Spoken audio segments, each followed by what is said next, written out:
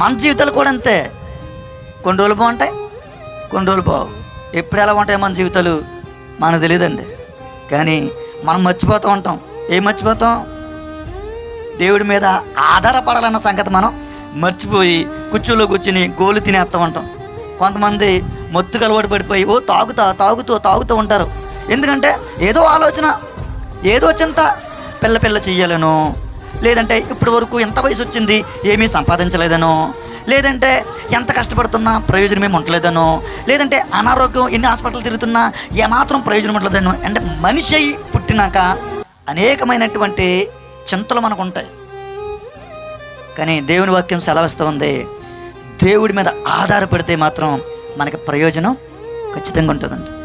మొన్న మొదటి వర్తమానం రోజుని వాతావరణం ఎలా ఉందండి? ఒక పక్క భయం, ఒక పక్క ఆందోళన. సేవకులు తన హృదయం ఎలా ఉంటుందో తెలుసండి? అస్సలు తన హృదయం తనలో ఉండదు. అంత భయాందోళనతో ఉంటారు. ఎంత ఖర్చు పెట్టుకున్నాం, ఎంత పరిచర్య జరుగుతుంది, ఎక్కడి నుంచో పాలకుల నుంచి ఒక మా మంచి వర్తమానికుల్ని మేము తీసుకొచ్చి ఉన్నాం. వాతావరణం ఏమైనా కనుక కొంచెం గలిపిగలి జరిగితే మనమందరం కూడా చెదిరిపోదామండి. ఆ రోజుని చెదిరిపోదాం మనం.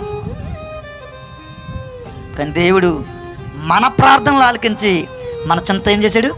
తీసేశాడు. మన చింత ఏం చేసాం? దేవునికి తగిలించాం. మన చింత అనే కుక్కని దేవునికి తగిలించాం. ఆయన ఏం చేశాడు? కార్యం చేశాడు. అద్భుతమైనటువంటి వర్తమానాలు మనం విన్నాం. దేవుని స్తుతించాలండి, దేవుని మహింపరచాలండి అని చెప్తున్నాడు. ఆకాశ పక్షులను చూడండి, అవి విత్తవు, కోయవు, కొట్లలో కూర్చుకొనరు, అల్ప విశ్వాసులారా, వాటికంటే మీరు శ్రేష్ఠులు కారా. అవి కలుగును కాక అంటే కలిగితే తన స్వరూపమందు తన పోలిక చెప్పున అద్భుతంగా ఈ దేహాన్ని కట్టినటువంటి దేవుడు మన చింతల విషయంలో మన సహాయపడ్డండి, ఖచ్చితంగా సహాయపడతాడు.